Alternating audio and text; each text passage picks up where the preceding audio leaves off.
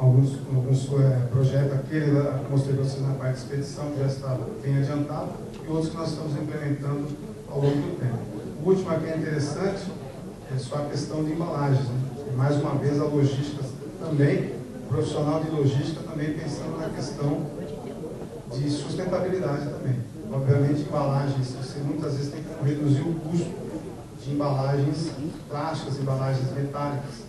Um entrave que ainda existe, muitos fornecedores, às vezes, eles possuem uma certa resistência a isso em função da logística reversa. Porque ele fala, vou te trazer a peça e tem que levar a embalagem vazia. Quando o frete não é próprio, geralmente cobram dele isso. Então, às vezes, há alguma resistência do fornecedor disso. Mas isso sempre bem trabalhado para o fornecedor também é extremamente interessante. E é uma questão também de sustentabilidade. Aqui apenas algumas curiosidades aqui, só para vocês terem uma ideia da dimensão do nosso volume de material consumido. O consumo anual aí daria 2 torres Eiffel aí de consumo de aço, só para ter uma ideia do tamanho do consumo de aço, né? Por isso que eu falei aquela parte consignada é extremamente interessante. Aqui mostrando o consumo também de aço semanal. Mostrando aqui cerca de 65 toneladas de consumo de aço. Cerca aí de 6 carretas aí lotadas de aço aí também. E a produção diária daria aí para nós cobrirmos aí 3 campos de futebol. Se você espalhar esses palhos no campo de futebol. Só para vocês terem uma ideia do volume disso. Aí mostra que a expedição tem que ser extremamente ágil. Porque hoje a nossa expedição lá é pequena. Eu tenho uma capacidade apenas de um dia. Se tiver algum problema de trânsito, greve, alguma coisa do corpo, você tem ali um pulmão aí para você suprir. Só que o volume vocês percebem que não dá. A expedição, o CD está longe. Ou seja, você tem que expedir isso com uma rapidez enorme. Aqui mostrando aqui também outra curiosidade, o número de viagens que nós fazemos para o CD, isso na condição do CD atual, 40 viagens, aí daria aí para cada 2 dias 1.200 quilômetros a distância de São Paulo até Belo Horizonte, aí de volta.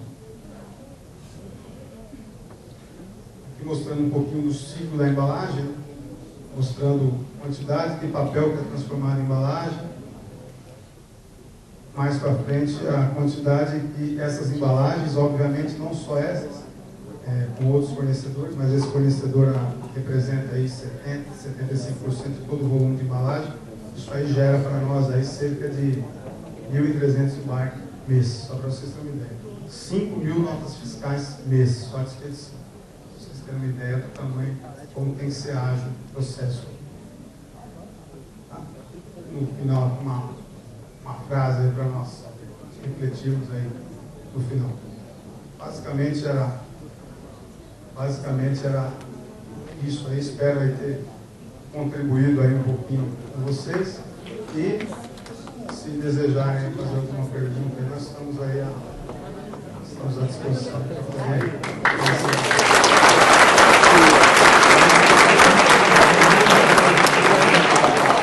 Pessoal, 5, 10 minutinhos, tirem suas dúvidas. Quem tem alguma pergunta para fazer, como nós estamos gravando, peço para o pessoal, para os alunos, venham até aqui na frente. Você vai estar fazendo a pergunta e o nosso palestrante aqui vai estar respondendo, vai tirar a sua dúvida que você pode ter sobre logística na aplicação da sua empresa. Temos perguntas?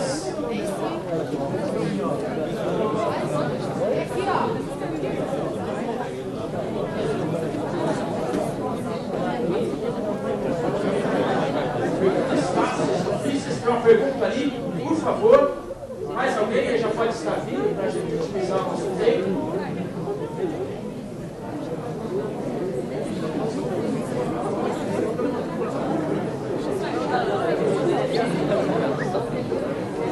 Fale sua turma, seu nome e a sua pergunta. Turma 1.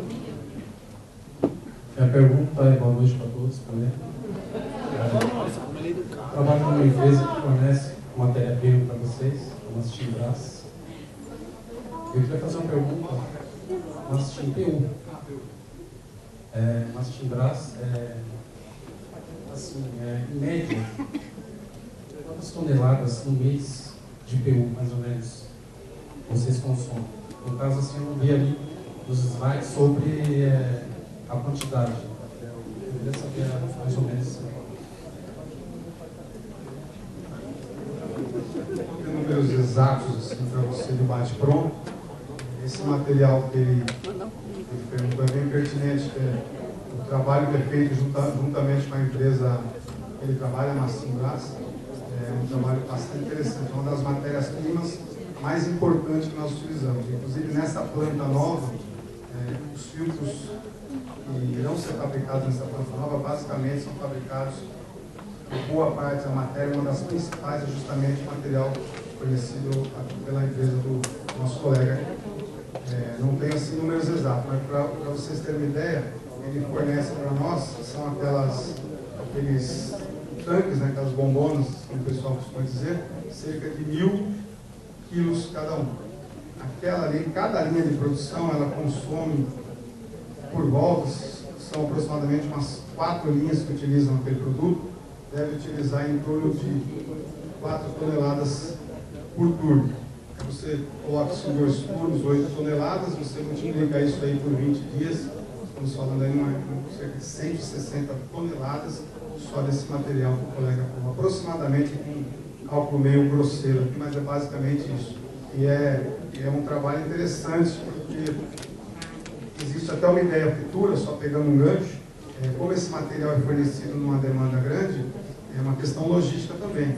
Você montar uma estação dentro da empresa, isso é algo interessante, onde esse material ele venha num volume maior, num caminhão-tanque, ou num semelhante como se fosse um container, só com um tanque, você coloca isso na empresa, pega o vazio, leva embora e deixa cheio. Você pode trazer aí, ao invés de trazer um caminhão, ele traz muitas vezes, eu verifico, o caminhão vem com 6 toneladas, você poderia ter 20 toneladas, 30 toneladas na empresa desse material, ou seja, ele viria menos vezes para atender esse material, seria um caminhão a menos na rua movimentando e seria um atendimento bem mais eficiente. Então, só para vocês terem uma ideia do consumo do material dele. Espero ter atendido a história. Perguntas? Uma só pergunta. Qual o nome, por favor? Meu nome é Adair, doutor Marinho. O pessoal ficou com a dúvida no abastecimento das linhas de matéria-prima. Quem é a responsabilidade? Do almoxarifado ou tem próprias pessoas da linha para fazer esse abastecimento? Interessante a pergunta dele. A apresentação, como é algo bem dinâmico, não deu para explorar mais essa questão. Antigamente, esse abastecimento era feito, a produção ia até o almoxarifado, pegava o material e trazia. Isso era uma bagunça. Por quê? Porque a produção, o foco da produção, isso é importante, os gestores da empresa entendem isso, o foco da produção tem que ser o foco da logística tem que ser logística. Parece óbvio isso, né? A gente repete isso, produção é produção, logística é logística, parece óbvio, né? Só que é óbvio, mas ninguém faz. Muita gente não faz. Isso se confunde as atividades, como o colega bem perguntou aqui. Então, hoje, como é feito? Como eu mostrei naquele slide, a logística ela se divide em 4 etapas. Recebimento, aí a intralogística. Recebimento, armazenagem, distribuição, que a distribuição entra o pessoal da logística, o pessoal específico da logística, que só faz distribuição e expedição. Então, hoje, esse link entre almoxarifado e produção é feito também pela logística, ou seja, a forma da produção é produção. Isso tem funcionado, tem rendido bons resultados, onde eu tenho visto e até pela nossa experiência prática também.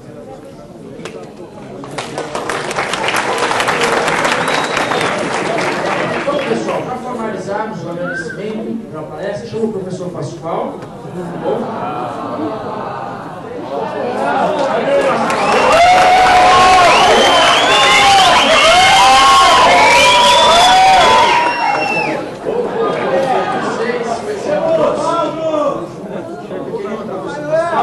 Colegas sentados na apoiando também, que trouxeram o nosso palestrante, vou estar entregando o certificado e uma pequena lembrança.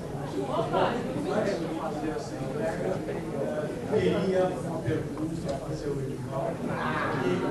fundamentalmente em logística e nós trabalhamos com número. E quando me apresentou aquele fluxo irregular lá, em que a expedição veio para frente, no sentido natural da movimentação do material, houve uma economia muito significativa. E você falou numa oportunidade. Então eu gostaria que você desse essa ideia e essa noção para eles. Qual foi essa redução?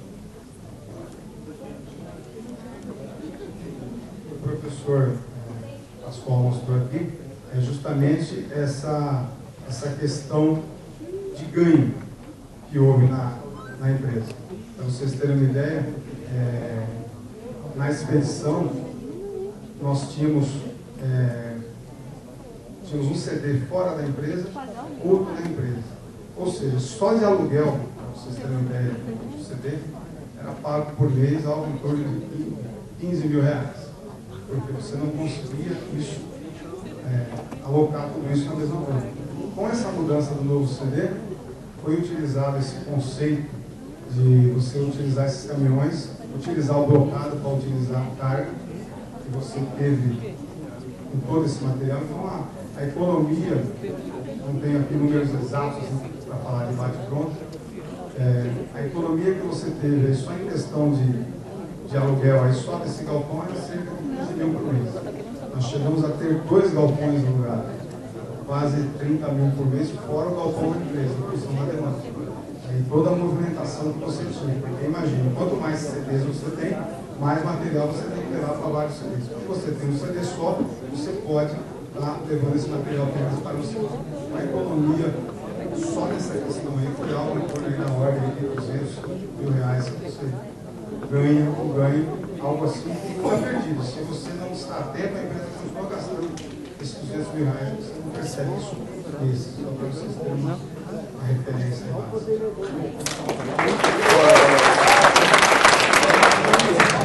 Nosso agradecimento pela participação, um certificado. Toma cachaça.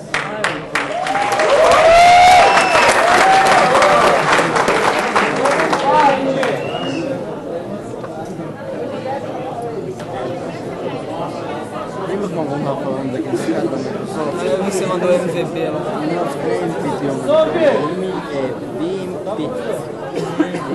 Pessoal, antes da nossa despedida, só lembrando vocês, foi passada uma lista. Vem aqui não.